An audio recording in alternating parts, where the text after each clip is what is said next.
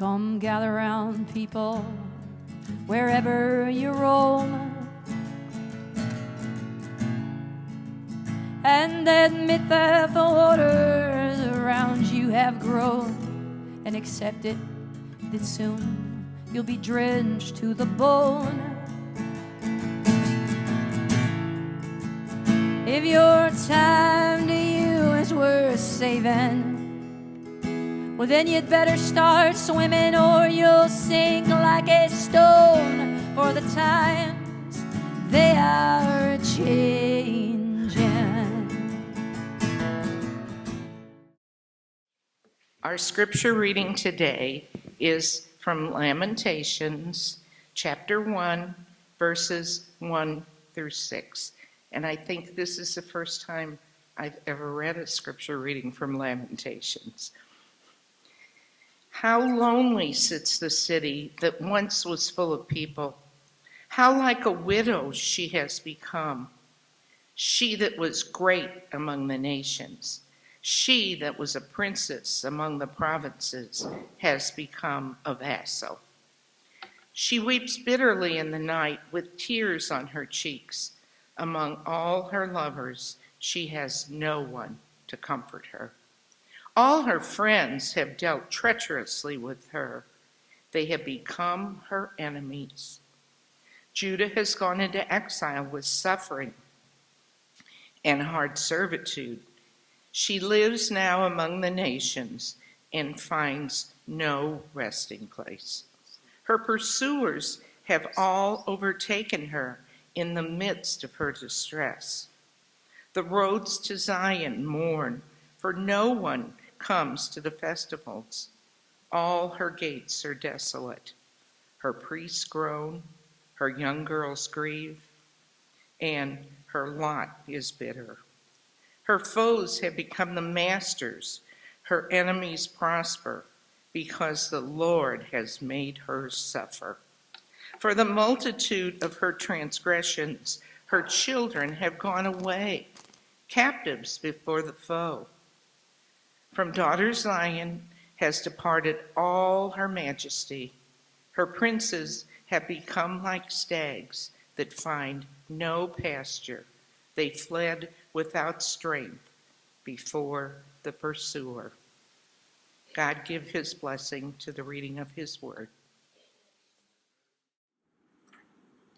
There are events, certain important, significant events that help shape people, that help form people, individuals, communities, even generations, into the people or the communities or the generations they are to become.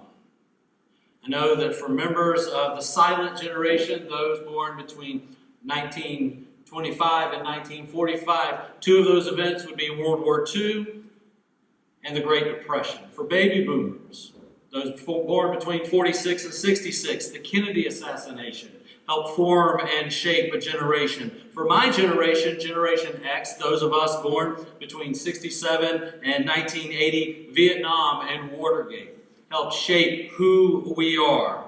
Millennials, Generation Y. Everyone always talks about the millennials, either good or bad or otherwise. Those born between 81 and 96. See, people think millennials are even much younger than that, but they really aren't. Millennials, 81 to 96. I think the boom of Wall Street, the honoring of greed that we experienced in growth financially during the 80s and even the 90s, and the millennial response to that has been shaping and defining as a generation. And then this latest generation of people, Generation Z, post-millennials, centennials, they are often called, born between 1997 and even today, September 11th. September 11th was a defining and is and has been a defining event for our modern generation. Of course, for those of you who are a part of the silent generation, all of these events have helped shape you and define you.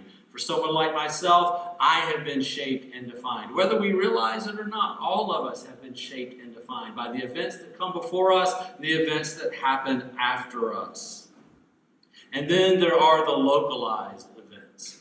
Those events that shape communities. Ferguson, for the next 20 years at least, will continue to be shaped, good or otherwise, by the events of August 2014 and in the months that followed. In the community where I was raised, even though we were some 50 miles from Atlanta, my community, back during the early 80s, we were shaped and defined by the disappearance and murder of some 30 children and young adults, all black, from 1979 to 81, the missing and murdered children of Atlanta.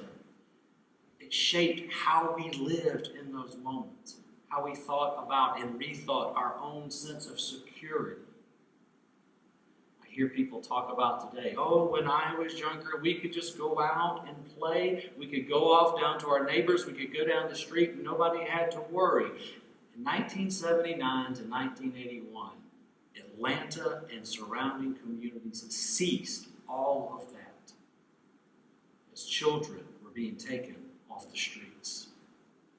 For individuals, events like marriage or birth or the death of a family member, a spouse, a child, a parent, perhaps the most formative events are events in my own life. Took place just 6 weeks apart. My father died in March of 2001, and then 7 weeks later, Colin was born and adopted. What about you?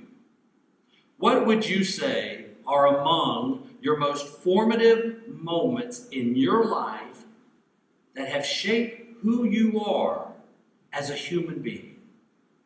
The common piece within all of this, within each generation, within each community, within each individual, is that we must decide how they are going to respond to these formative moments and these formative events. Will they be shaped? Will we be shaped and formed? Or will we be defined? There's a difference. There's a difference between being shaped and formed and being defined. We're all shaped and formed, as I said. But will you be defined by a particular moment in history? Those of us who are sports fans, we hear about it, we talk about it all the time. Our team is on the verge of either a great or an abysmal season, and we'll often speak of those formative moments, those shaping moments. An injury that sidelines a team leader, changing the entire chemistry in the locker room or dugout, a change in leadership. It can all either propel you forward or sling you backwards in terms of how you respond to those events. Remember, last year, mid-November, your Blues were 7-9-1. Mid-November, 6 weeks into the season. I know I don't have to remind you of all this, but it takes some time in the sermon, and it's an illustration and it proves my point. The Blues made a coaching change, right? Made a coaching change 6 weeks into the season. 6 weeks later, January 3rd, as a result of that coaching change, where were the Blues? Dead last, the worst team in all of the NHL. Less than 3 weeks later, they began an 11-game winning streak that lasted an entire month. And of course, you all know what happened after that.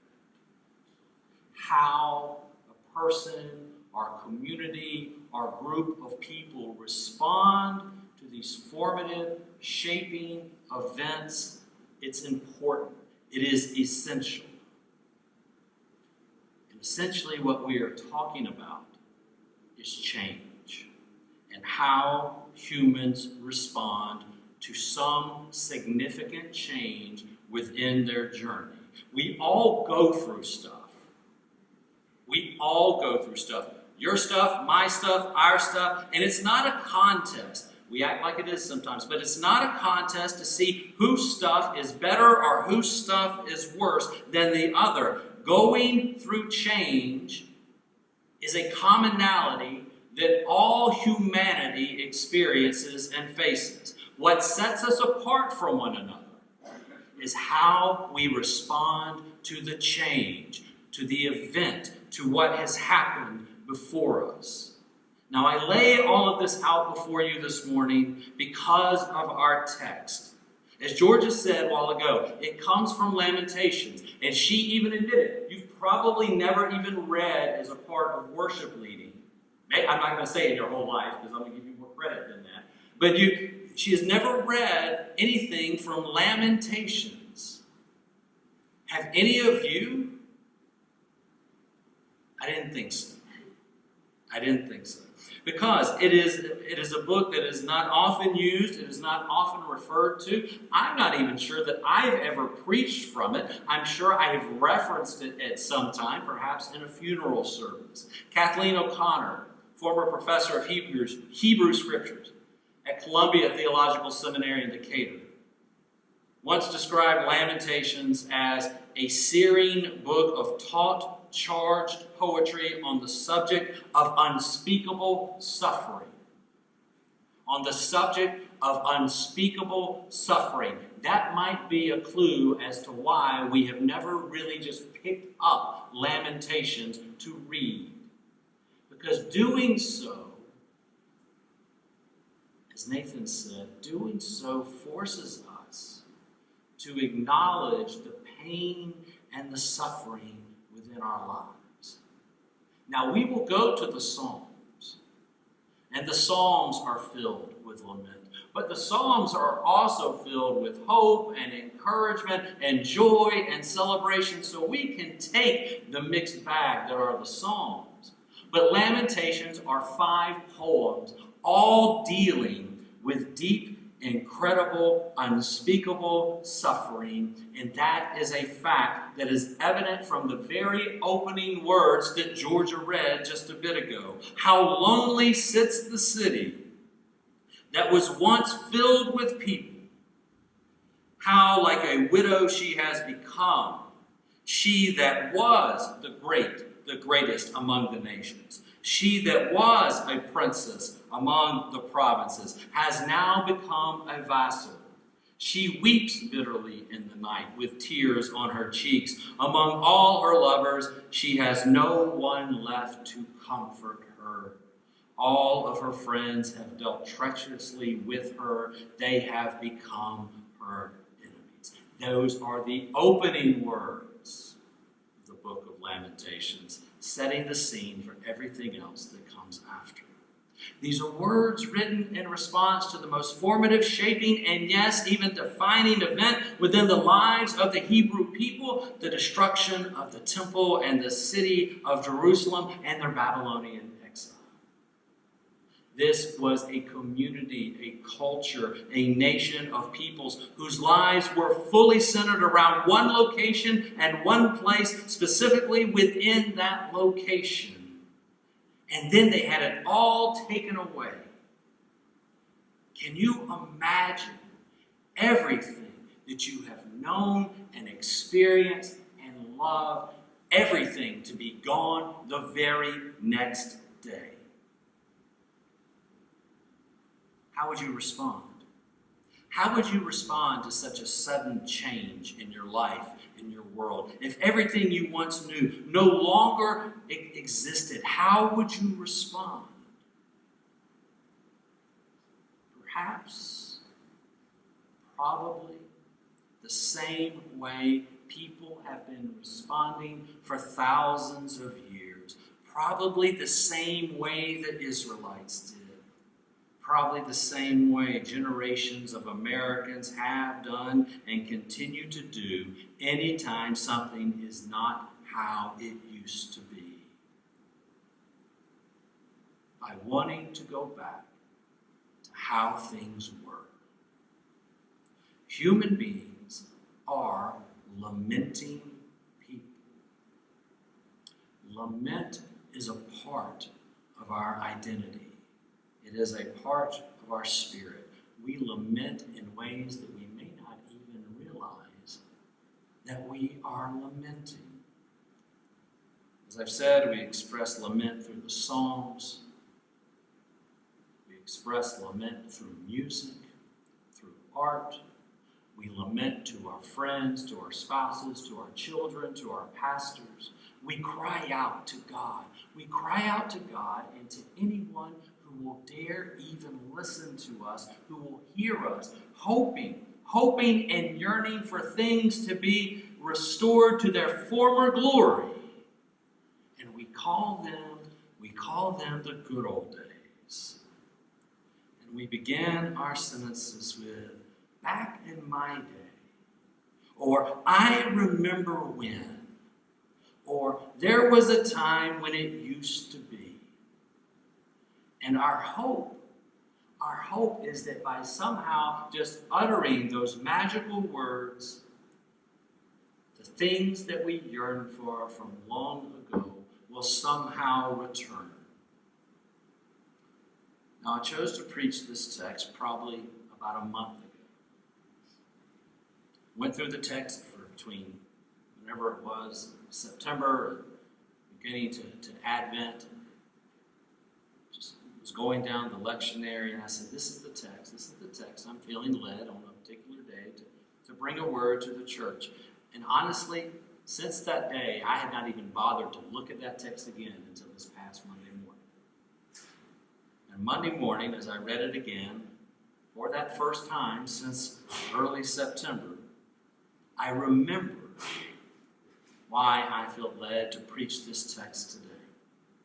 Because in many ways, Christianity in America, and more specifically, the Church of America, holds a great deal in common with the plight of the voices that we read in Lamentations. How lonely sits the church that was once full of people. How like a widow she has become. The church that was great among the nations. The church that was once like royalty throughout the nation has become now a pauper, a shell of what she once was. The church weeps bitterly in the night with tears on her cheeks among all of her lovers. The church has no one to comfort her. Her friends have dealt treacherously with her, and they have become enemies of the church. Paraphrase. We both feel exiled at times, especially as we navigate life in our culture today as faith community, with all of the changes that we have experienced together. Oftentimes it feels as if we are strangers in a foreign land, because when we look around the church or the world around us, it doesn't look the same as it used to. It doesn't feel the same as it used to. We don't recognize the world around us as we used to. We have lost, it feels, our former glory and place of prominence in the world around us. And there was a time in the 1940s and the 1950s, and yes, it was that long ago, when the church became the center of communities, of neighborhoods, in response to World War II. As time has moved on, since the early 60s, the church has begun to decline, has declined both in numerically but also in influence. The church today sometimes feels like that high school athlete, the star quarterback of the high school football team, who peaked athletically 30, 40, 50 years ago, or in the case of the church, anywhere from 50 to 80 years ago, and who still try to leverage and capitalize on that popularity and skill set from decades ago.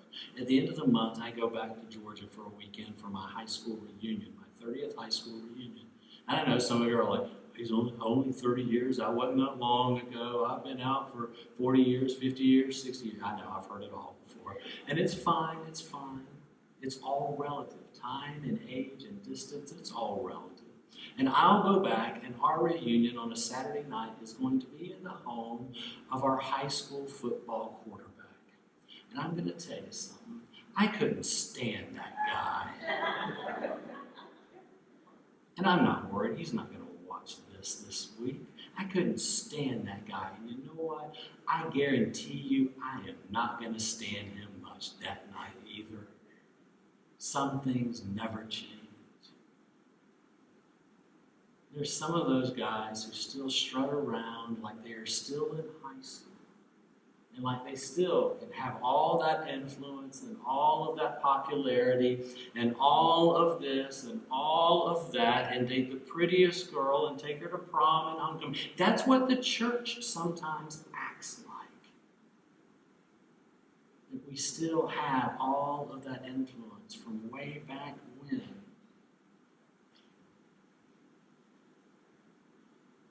And it doesn't work.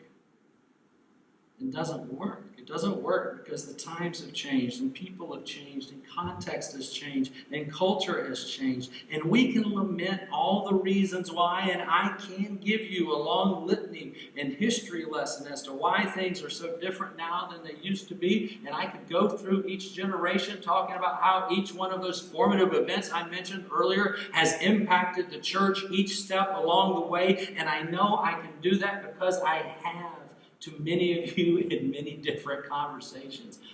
A lot of y'all have already heard me give you that stump speech. There's no need to do it again. And frankly, nothing against the laments of God's people, and nothing against those who do lament, because we all lament something in our lives. We all want something to be different than it used to be.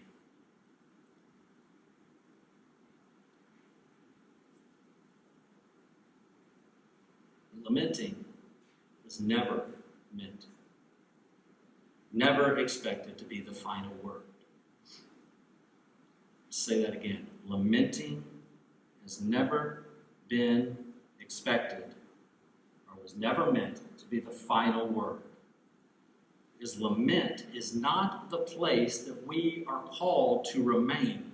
And I know some people do, because remaining where we are is a lot easier than accepting some change. But in our faith, Good Friday always gives way to Easter Sunday. And we can lament how things used to be, but that doesn't change how things are now. And we can lament that things are different now. But the fact is, much of what is different today needs to be different than it was years ago. And we tend, for whatever reason, to make things about better versus worse. New and improved must somehow mean that something that was old was wrong and bad and not effective. And sometimes our lamenting the new somehow suggests that things are worse off than they were before. But some change is necessary in our lives and in our world. It then becomes for us about the response as God's people. Because while we are standing around lamenting, hope springs up around us in new opportunities. Because if we stay in the lamenting, if we plant our feet so firmly on the ground, refusing to be moved from that place of lament, then we never embrace the opportunity or the realization that God is doing new things all around us, regardless of where we are. If all we do is ever look back to how things used to be and talking about how things used to be, then we don't see what God is doing and planning all around us to move us, to lead us into a faithful future. Now,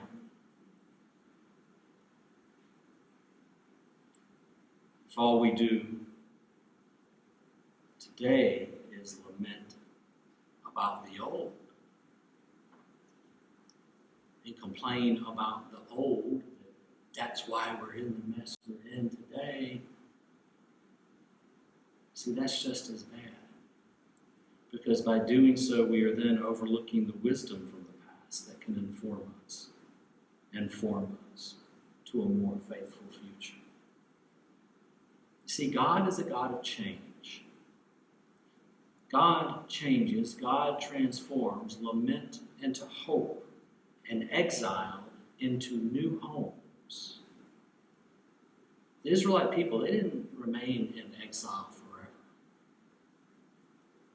God heard the laments of God's people, and God said, okay, I hear you.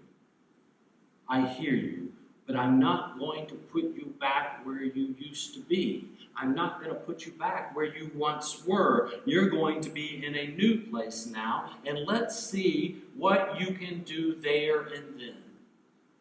Let's see how the lessons that you have learned, the experiences of the past, can shape you and form you, can define you, moving into a more faithful future. Let's see if you can grow where I am now choosing to plant you, says God. Because I am convinced that God plays the long game. God plays the long game. Which is why I think we often find ourselves in such tension with God, because we only, it seems at times, have the ability to see the smaller picture. Just the immediate picture, the one that surrounds or revolves around us. But God has much greater things in mind.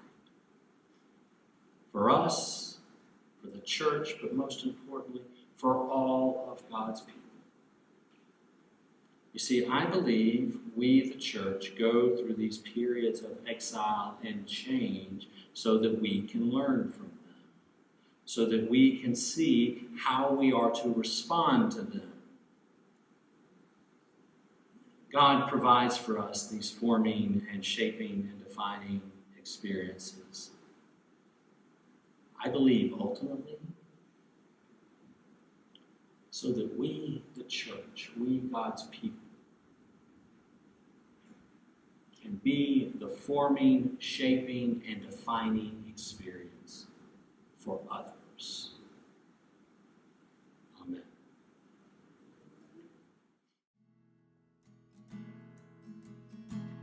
Come gather round, people, wherever you roam,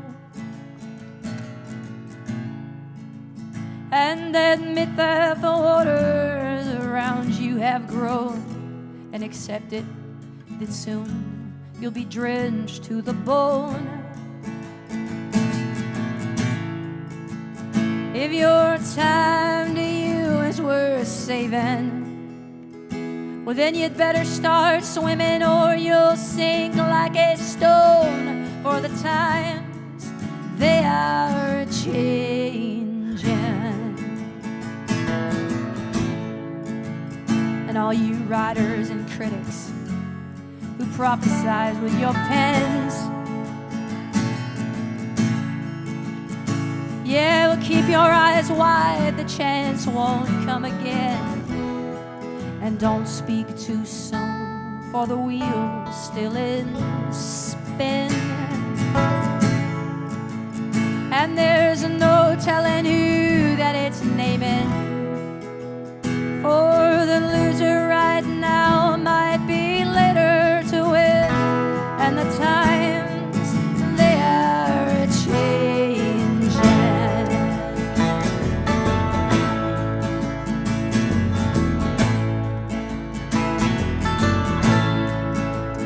All you senators and congressmen, please heed the call.